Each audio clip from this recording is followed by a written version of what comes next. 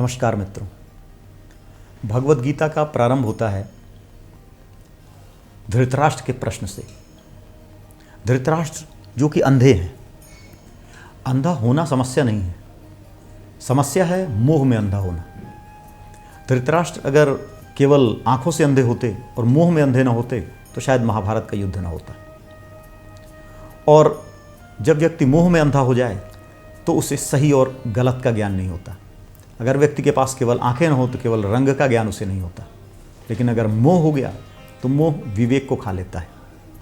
हमारे जीवन में दो चीज़ें होती हैं। एक बुद्धि होती है, बुद्धि यह बतलाती है कि कैसे करना है, और विवेक यह बतलाता है कि क्या करना है, क्या करना सही है और क्या करना गलत है।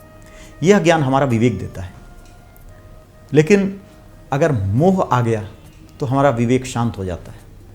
वो ये नहीं बतलाता कि क्या सही है क्या गलत है। अगर वह कहने की भी कोशिश करे तो मोह उसे दबा देता है। यही हुआ धृतराष्ट्र के साथ। पुत्र मोह में इतने अंधे हो गए कि उन्हें अपने बेटे की गलतियां नहीं दिखी। वो पूछ रहे हैं संजय से, धर्म क्षेत्रे कुरुक्षेत्रे समवेता युयुत्सव मामकाह पांडवश्चैव किम अकुर्वत संजय। कि कुरुक्षेत्र धर्म क्षेत्र में मेरे और पांडु के पुत्रों ने क्या किया। दरअसल व्यक्ति जो अपने जीवन में नहीं कर पाता, जो इसकी इच्छा दबी रह जाती है, वो अपनी इच्छा वो अपने पुत्र के ऊपर लाद देता है। धृतराष्ट्र राजा बनना चाहते थे, वो अधिकार पांडु को मिल गया। कहीं ना कहीं उनके जीवन में राजा बनने का बहुत बड़ी इच्छा थी और वह इच्छा पूरी करने के लिए उन्होंने अपने पुत्र दुर्योधन को चुना। हमारे साथ भी यही होता है। हम अपनी दबी हुई इच्छाओं को पूरा करने के लिए अपने पुत्र को चुन लेते हैं, अपना उत्तराधिकारी चुन लेते हैं कि हम जीवन में शायद आईएएस नहीं बन पाए तो बेटा बन जाए, हम क्रिकेटर नहीं बन पाए तो बेटा बन जाए, हम कुछ भी जो नहीं कर पाए वो अपने पुत्र के लिए करना चाहते हैं। और हमारी यह इच्छा इतनी तीव्र होती है, इतनी प्रबल होती है कि हम इस बात को भूल जाते हैं कि उस काम को करने में क्या सही मार्ग है और क्या गलत मार्ग है। बस हम चाहते हैं किसी तरह काम हो जाए। समस्या यहीं खड़ी होती है।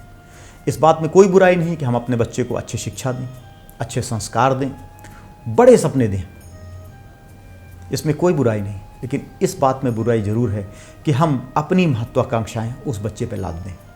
हमें ध्यान होना चाहिए कि हमने बच्चा पैदा किया है, गुलाम पैदा नहीं किया। और जब हम अपनी इच्छाएं अपने बच्चे पर लादना प्रारंभ करते हैं तो न केवल समस्या हमारे लिए होती है, समस्या उस बच्चे के लिए होती है। हो सकता है कि वो बच्चा वो करने के लिए बना ही ना हो जो हम सोच रहे हैं। अगर एक माँ बाप बच्चे को फुटबॉलर बनाना चाहते हैं, बाप फुटबॉलर बनाना चाहते, हो सकता है बच्चा फुटबॉल खेलने के लिए बना ही ना हो, वो कविता के लिए बना हो, लेकिन उसको फुटबॉल में लगा दिया गया, उसको उस काम में लगा दिया गया। यहाँ से जीवन की समस्या प्रारंभ होती है। भगवत गीता एक समस्या का चित्रण कर रही है अपने पहले ही श्लोक में कि जो गलत कर दिया गया है उसको रोकना होगा। आज अगर आप अपने जीवन में अपने बच्चों से अपनी इच्छाओं को पूरा करवा रहे हैं तो उस पर विचार करना है, उसको रोकना है और आपको एसेस करना है। न्यूट्रल एक असेसमेंट होना चाहिए कि हमारा बच्चा वो काम कर सकता है या हमारा बच्चा वो काम नहीं कर सकता। यही बात अगर धृतराष्ट्र समझ जाते और दुर्योधन को रोक लेते। दुर्योधन वह अहंकार है। हम अपने जीवन में अपने अहंकार को पालते हैं, पोसते हैं, बड़ा करते हैं, ईगो, और एक दिन वह ईगो इतना बड़ा हो जाता है कि वो हमारे अपने हाथ से बाहर निकल जाता है। वही हमारे पुत्र के साथ होता है। हम आज वर्तमान में देखें, जीवन में बहुत सारे लोग ऐसे हैं, हम पॉलिटिशियंस देख लें, एक्टर्स देख लें, जो सक्सेसफुल लोगों की संतानें हैं, और पिता ने अपनी इच्छाएं अपने बेटे से पूरी करानी चाहिए। कई क्रिकेटर आए जो असफल हो गए, राजनेता हैं कुछ जो असफल हैं, कुछ फिल्म एक्टर हैं जो असफल हैं। अगर उनको उनकी इच्छा के हिसाब से, उनकी प्रकृति के हिसाब से कार्य करने और उनको चुनने की स्वतंत्रता दी गई होती तो वो सफल होते। हमें भी ये देखना है कि हम क्या करने के लिए बने हुए हैं, पुत्र को ही देखना है कि उसकी अपनी इच्छा क्या है, उसको समझना पड़ेगा कि उसके जीवन का उद्देश्य क्या है, वो क्यों पैदा हुआ है, वो क्या करने के लिए बना है, किस चीज़ से उसको खुशी मिलती है। वो उस चीज़ को ना करे, उसी चीज़ को करे जिसके लिए वो पैदा हुआ है, ना कि अपनी पिता की मोह में पड़कर अपनी पिता की इच्छा को पूरा करने का प्रयास करे।